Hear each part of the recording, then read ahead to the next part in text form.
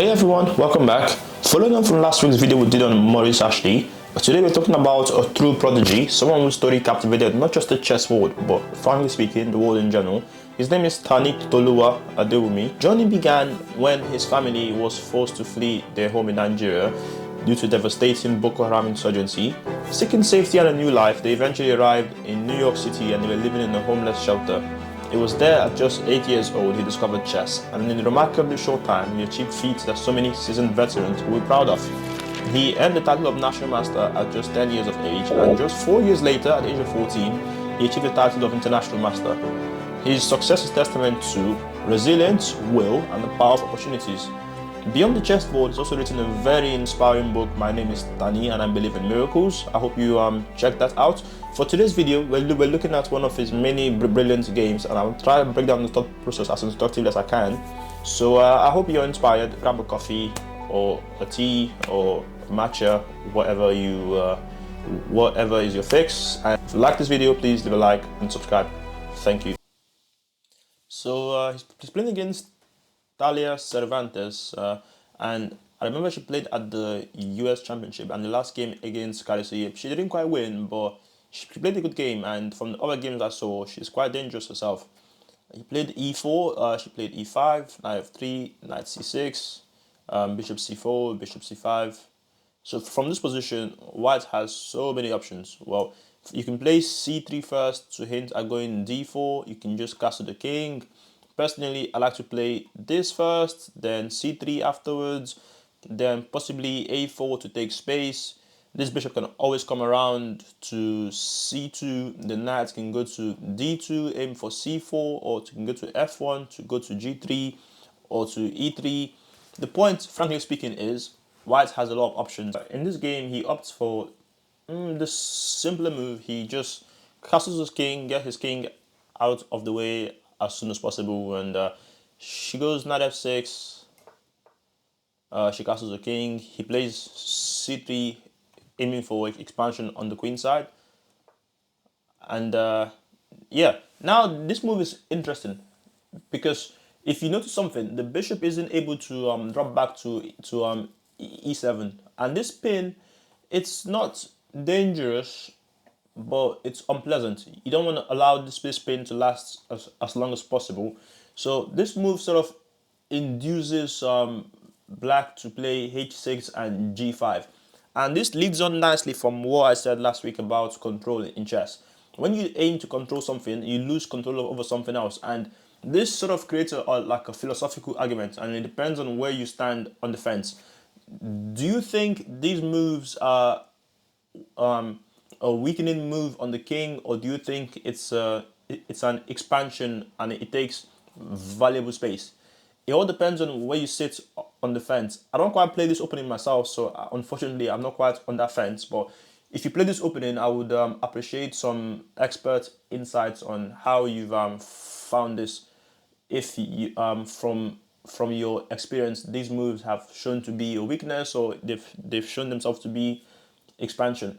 So h6, g5, essential, because that pin is quite unpleasant. You don't want to leave it there as long as possible. He breaks, she plays a5, he breaks in the center. Now he takes more space in the center, forces the knight back. Usually in this position, it's similar to like the Ruy Lopez in a way.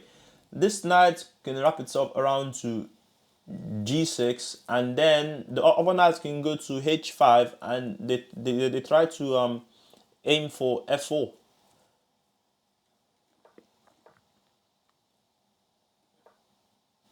Once again, it's similar with black. This pin isn't dangerous, but you don't want to leave it there for as long as possible because it's a bit unpleasant. But the difference now for white, unlike with black, is white has more space, and this queen can easily move up there, and the queen defends the knight on f3 and makes way for the other rook to come across. So perhaps with that being said, this move may be a bit of an inaccuracy in a way, because black should have continued her plan of knight h5, get the other knight across this way, and aim to use this spot on f4. But he plays h3, kicks away the bishop, then gets his queen out. She plays bishop g6, which I would like to highlight. I think this move is a mistake because, as you can see, both the bishop, well, not both of them. The bishop is fine where it is on h5. The knight in particular wants to go to g6 because, frankly speaking, there isn't anywhere else it can move to. You don't want to go back to c8 because that's just miserable. If the king moves, the knight going there, there isn't really much that does. The knight really needs to go to g6. The bishop going to g6 on the other hand has taken the spot where the knight wants to go. So I think bishop g6 is a bit of a mistake, but now he gets his last piece into the game. As Murphy said, you want to get all your pieces into the game. And now she plays bishop h7 to make way for the knight. And now he makes a move. Is it in this position or in the next one? Yeah, he makes a move which I really like. He plays this prophylactic move, which seems like it's just getting the queen out of the way of this. But it's much more in-depth than that. If you realize black's plan is obvious, the knight wants to go to g6 and from g6 aim for f4. White doesn't want the knight going to f4 to come with tempo on his queen, so he gets his queen out of the way. It's a prophylactic move where you foresee your opponent's ideas and you make a move that improves your position and steps out or stops your opponent's ideas. So now she continues with her plan of going to put the knight on f4. She attacks this bishop, and as you can see, it's not just an attack. She's actually threatening to win the bishop because it's always good to have a full vision of the board. This bishop is exacting pressure on f2, which means if this bishop is captured, then you just lose a bishop because the pawn is unable to capture back. So you have to be vigilant about bishops, especially because even if the bishop is there, it's exacting a lot of pressure on f2. So he has to move his bishop away, and he does. Now the other knight gets to g6, finally, aiming for f4. He breaks in the center because all his pieces are centralized not nicely, so it makes sense to open up the center. He takes, she takes, he takes back, and knight taking back is the best move because this whole idea of going to f4, it only works when black has both of these knights. If only one knight is aiming for f4, then you can just chop it off and you win a pawn actually, because say this knight isn't there. If this knight goes there, you can just chop it off. Pawn takes, queen takes on f4. So he's trying to get rid of one of these knights because, like I said, this whole idea works when you've got both of them. But now she makes a move which gives white the initiative because she played bishop to c5, and for one, this move leaves the bishop loose, and we saw last week loose pieces, they drop off. That's what happens. And this move hands white the initiative. Why? Because now if you look at something, black has two spots which are not defended. One is the bishop and the other spot is h6, and white can easily get a series of moves which sort of like you can attack h6 with the knight, and you can attack the bishop. So the initiative means a series of attacking moves which forces your opponent somewhat to go on the back foot whilst you're making advancements. And that's what happened. He goes to g4, he attacks h6, the king has to move up, and the king does. Now he uses the loose bishop as an object of attack. Now the bishop attacks the queen steps up with check. She played f6. Well, now you know who won this game. A wise man once said, never play f6, but I mean f6 is the best move anyways, but never play f6 because, like I said, a wise man is a wise man for a reason, and he said never play f6. But the rook now is being attacked by the bishop, and he steps his rook up, which is a vital move. Why you played it there and not there? Because there you walk into the plan of f4. So this move is a very flexible move. If required, the rook can go to f3, or you can swing it across. This is a flexible move, and whenever you want as white, you can always get rid of this bishop, and you can place the other rook over there. So it's a very flexible move. And now she goes knight to f4, which right now is a mistake. And this is where I would ask you to stop your video to find the combination which he found, because it's lovely.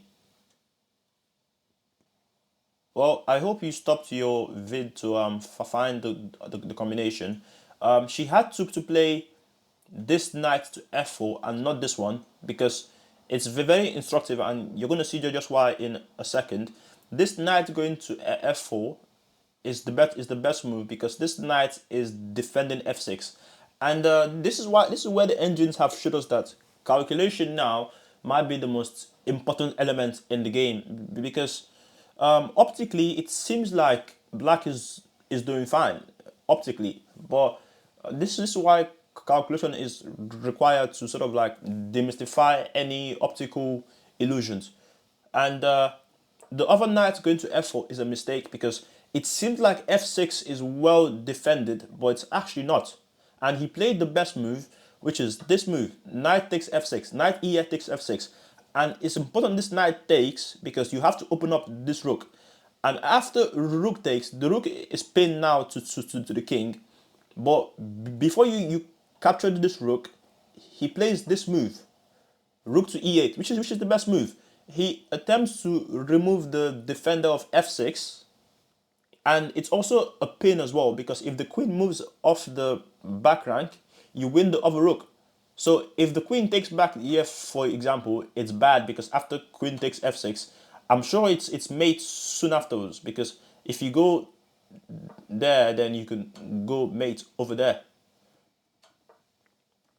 So you can't take on e8.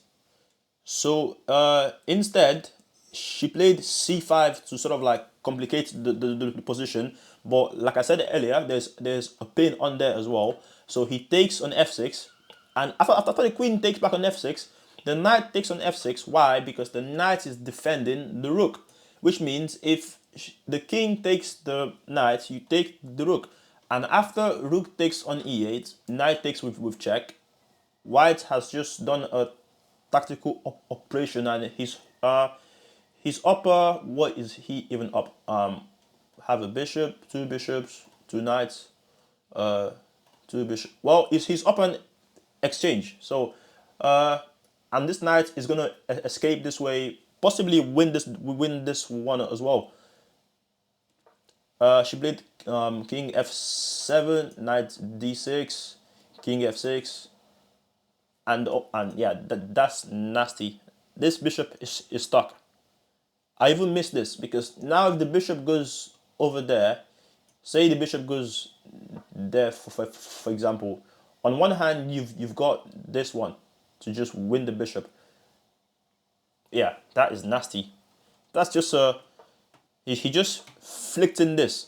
And I remember just a few moves ago I said whenever you want to, you can always kick away this bishop. Well, whenever you want to, that's right now. And he played this move, and the bishop is stuck. The bishop doesn't really have a move to go, because if the bishop goes there, then this check comes in and you win everything. You take everything she has, and it's not good.